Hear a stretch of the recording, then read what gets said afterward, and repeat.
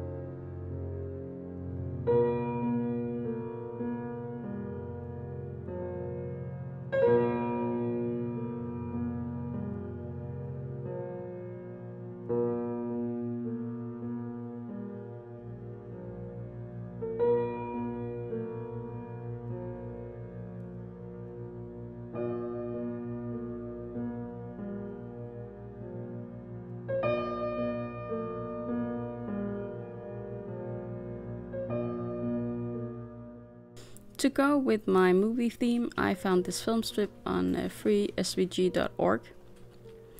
And I made it in the size that it was in the file, and maybe I should have gone a bit bigger. They are a bit delicate, and my mat is very tacky, so I did have a bit of a fight with it, and I think I broke the tip of my knife, since every square is still stuck in one corner. So I'm going to have to go in with a knife and remove everything. But luckily I can do that in front of the TV, and I sat there watching some Counter-Strike and just enjoyed myself. So that part you do not have to watch on here.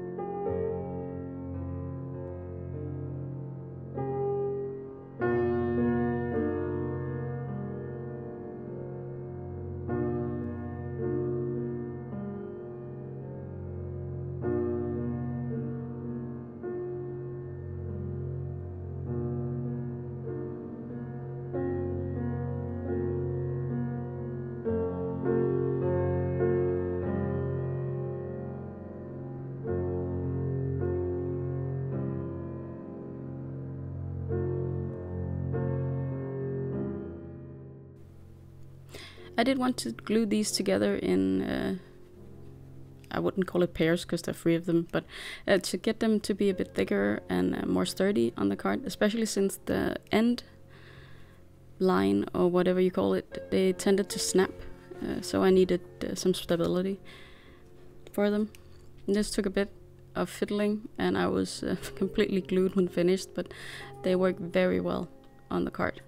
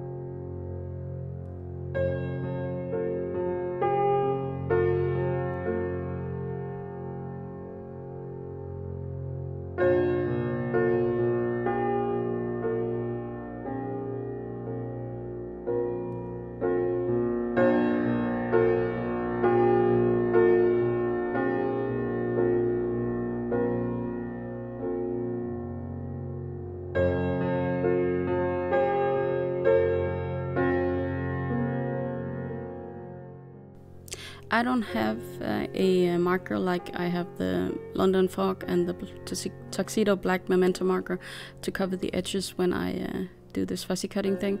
So I just took the ink pad and rubbed it up against the image. But I have to find out which Memento marker goes with this crunchy leaf, that's for sure. Now I'm going to get the card base, and I'm going to make a annoying mistake. I wanted to cover up the back with craft, comes here, but I should have cut a piece and then done the distressing I wanted before I glued it onto the card base. But I didn't. So, well, yeah, troubles ahead. You can't see it anywhere in the video, but after it dried overnight, the card base curled because of the water I'm going to use to distress the background.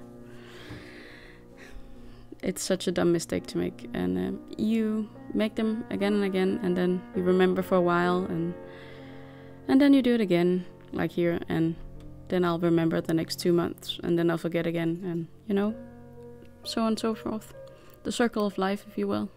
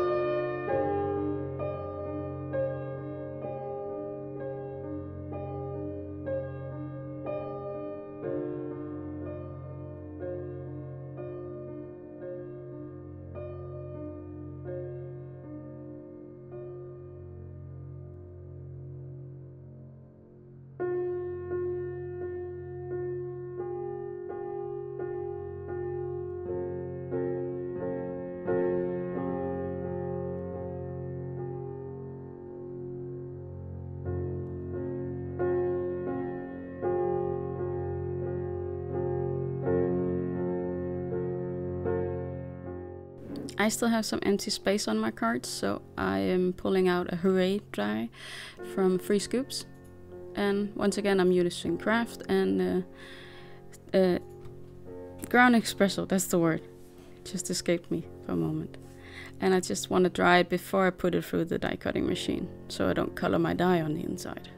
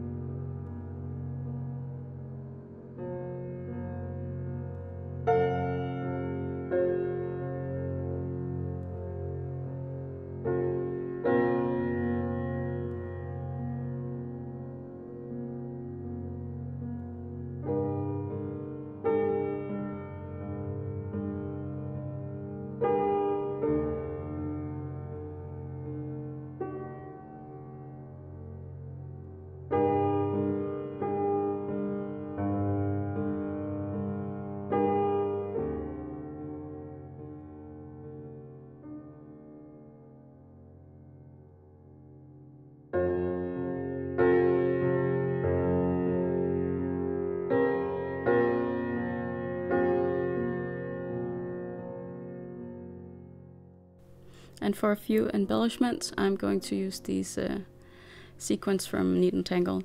There are quite a few sizes and colors. Some are of course more orange, but it was nice to have a few brown sequins to use. I don't think the pearls would have done well on this project, to be honest. So I just have to glue them with my multi-matte medium.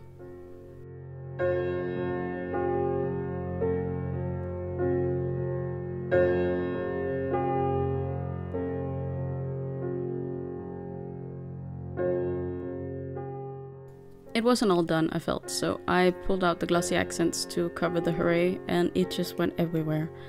I think I fixed it mostly, scooped it up with my toothpick here, but it just wasn't my friend this day. I should have left well enough alone, but it did darken the sentiment quite a bit, making it appear to be a darker brown than the other parts of the card that were made with the ground espresso. That word is just not mine today. But I spent quite a bit of time cleaning this up, and it did work out in the end. The very tiny lines, very thin lines. I'm just going to use my toothpick to put glossy accents on them. If I try to use the nozzle, I'll just have it everywhere. But this was this monochromatic card. I have 1 or 2 left. So hang in there, it'll be over soon if you don't like these. I enjoy them. I learned so much about my stash and about using colors from it, but here's the card.